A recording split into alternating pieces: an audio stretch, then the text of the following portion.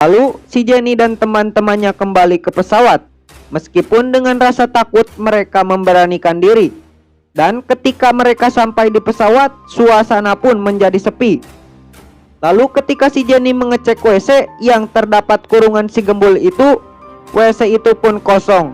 Dan lebih kagetnya lagi, WC itu berumuran dengan darah. Dan terlihat ada kakek-kakek yang ketinggalan, dan ketika melihat ke bawah, ripet yang mengunci si gembul terlihat putus.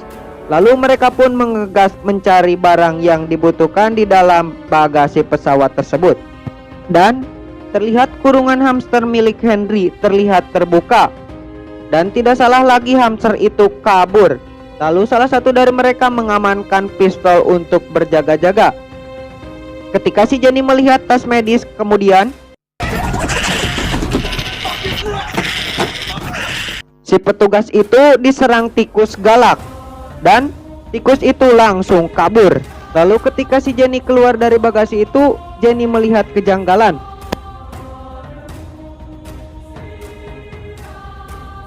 Dan ketika Jenny mendengarkan suara aneh tersebut, Jenny pun langsung berbalik badan.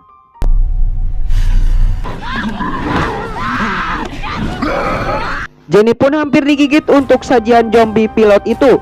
Lalu zombie itu segera ditembak dan langsung mati. Mereka pun segera bergegas menuju gedung. Terlihat ada satu orang yang sudah menjadi korban. Lalu terdengar suara aneh di kegelapan tersebut.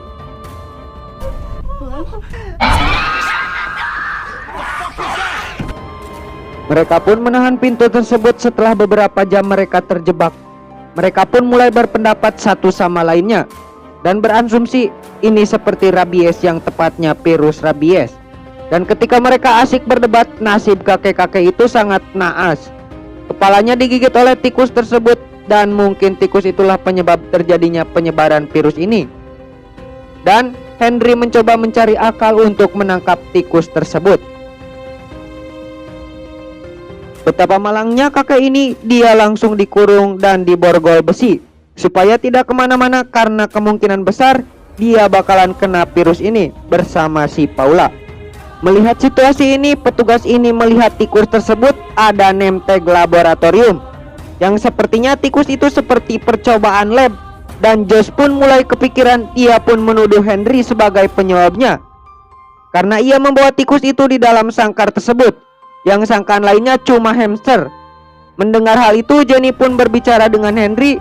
Namun karena Jenny suka sama Henry, Jenny pun percaya. Namun tiba-tiba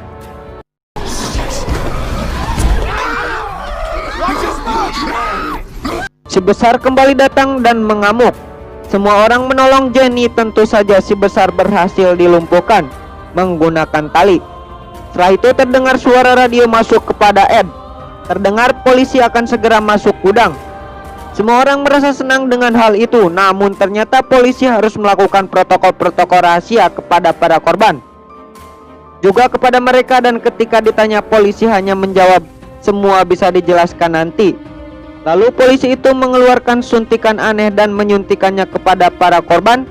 Setelah itu mereka pun meminta agar semua orang yang ada di sini disuntik juga kalau mau keluar dari sini. Lalu si nenek yang berani melakukan sembari membawa kucing kesayangannya. Dan ketika mau disuntikan,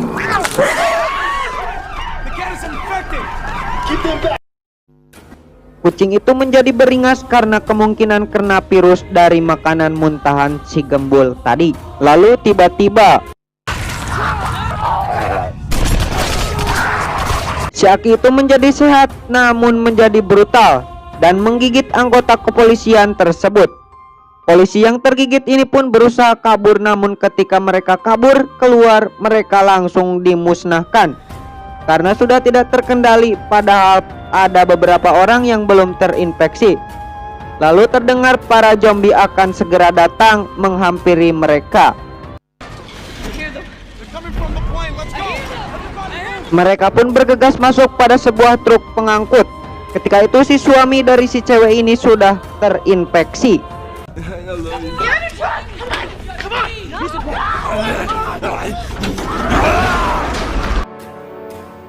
Tidak lama mereka menginterogasi anggota kepolisian itu. Mereka menodongkan senjatanya supaya dia buka mulut.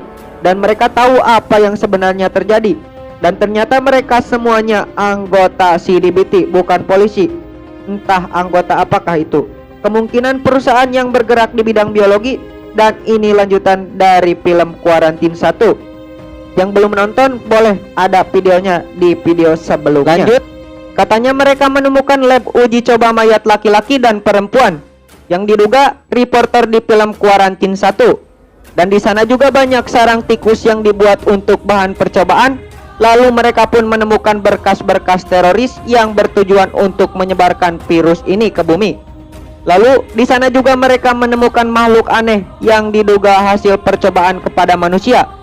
Dan parahnya, makhluk itu kebal senjata api. Ia tidak akan musnah jika otaknya tidak hancur. Dan ia menjelaskan karantina ini adalah protokol-protokol keamanan supaya virus ini tidak menyebar ke masyarakat. Setelah dia menjelaskan semuanya, dia langsung membawa pistol itu dan langsung bunuh diri. Boom, pecahlah palanya.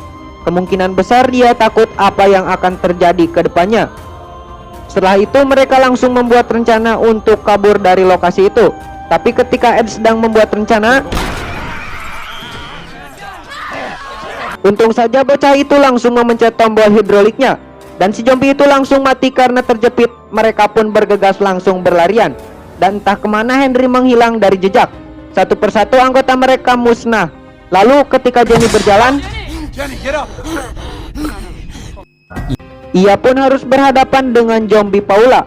Dia saling serang, untung saja si Jenny mendorong zombie Paula itu dan dia langsung mati terjatuh. Mereka langsung bergegas mencari sisa-sisa berkas untuk menemukan lorong terbengkalai itu.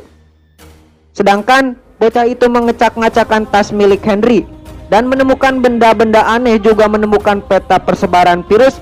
Dan tidak salah lagi, semua ini ada di tangan Henry.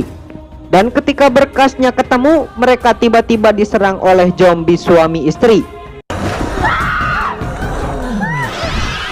Untung saja zombie itu ditembak oleh Henry. Tapi Henry mengalami gigitan zombie. Dan Josh pun berkata, "Oke, kamu tergigit oleh zombie itu, tapi kamu tidak akan kena virus ini karena kamu punya antivirus tersebut." Dan disinilah Henry menunjukkan jati dirinya sebagai teroris virus kelas kakap. Kejahatannya menghalalkan segala cara untuk tujuannya tercapai. Lalu Henry memaksa George menyerahkan antivirus dengan menggunakan senjata. Dan ketika Edge menyerang Henry, ia pun langsung ditembak dan mati. Henry pun langsung menggunakan antivirus tersebut. Ia pun langsung memvaksin matanya dan langsung membawa jarum suntik untuk membawa darahnya dari luka tersebut dan dimasukkan ke botol antivirus tersebut. Dia pun langsung menyuntikkan jarum panjang pada matanya yang mengarah langsung pada bagian otak. Kelihatannya sangat ngeribet. Dia pun langsung menyandra George dan kabur. Paula dan si suster pun mengejar mereka sehingga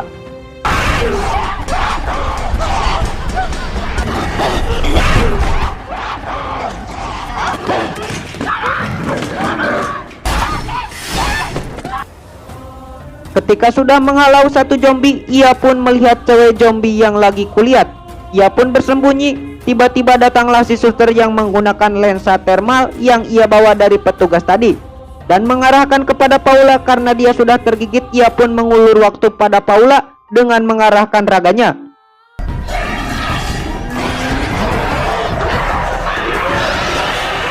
Setelah kejadian tadi itu, Paula pun mengejar Josh yang sudah disergap si Henry itu tadi. Namun nenek zombie itu mengganggu Paula. Ia pun langsung berjalan di bawah gelapnya suasana dan melihat bercak-bercak darah dengan banyaknya tikus. Ia pun melihat George, lalu ia kembali berjalan dan dia bilang jangan kesini, dia jadi monster. Karena kemungkinan antivirusnya dia semakin memburuk. Dan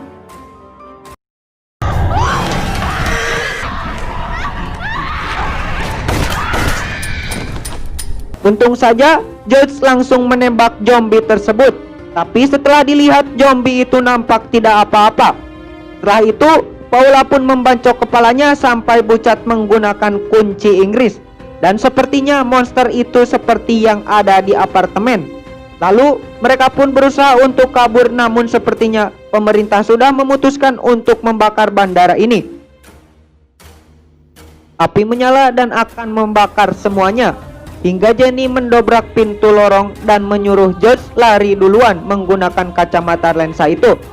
Dan mereka pun berjalan di kegelapan tersebut, sehingga tiba-tiba Paula seperti kelelahan, dan ketika Jones melihatnya, Jenny udah tergigit dengan zombie Hendrik.